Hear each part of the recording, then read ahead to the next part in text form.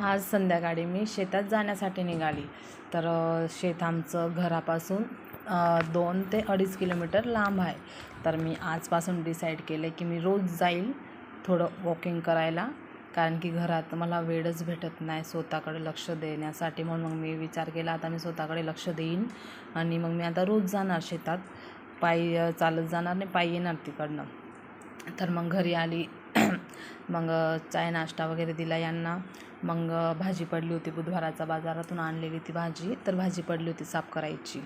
तर मेथीची भाजी तर अर्धी सडून पण गेली, म्हणजे खराब झाली, ती रात्रभरातच खराब झाली.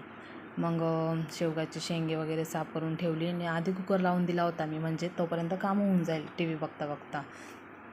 तर मग कुकर लावला. मग त्याच्यात मी खाली वरण म्हणजे तूरची डाळ, वरती भात आणि त्याच्यावरती मी झाकण ठेवून बटाटे पण ठेवून दिले, म्हणजे ते पण शिजले, म्हणजे माझे शॉर्टकट काम झालं लवकर.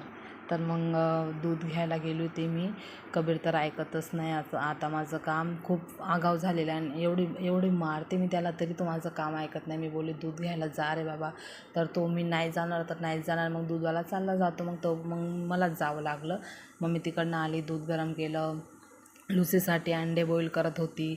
मग एकीकडे मी भाजी टाकायला घेतली आणि कबीरचे केस एवढे वाढले, त्याला सांगते मी कटिंग करून घे रे बाबा. त्याचे पप्पा पण खूप बोलते, पण त्याला ऐकायचं नाही आहे आमचं. ते टीचर बोलणार ना त्याला, तेव्हा त्याला कळेल, मग तो तेव्हा बरोबर सांगेल टीचरांनी सांगितलं आहे कटिंग करायला. तर मग तेव्हा सांगेल पप्पांना की पप्पा चल मला तू सलॉनमध्ये बसवून दे. आणि मम्मी आणि पप्पांचं ऐकायचं नसतं मुलांना, टीचर सांगताना त्यांचं बरोबर ऐकता. आणि इकडे बघा बटाट्याची भाजी करत होती, तोपर्यंत माझं इथे लसूण वगैरे जिरं जळालं होतं. तर मग मी तरी डाळ वगैरून दिली.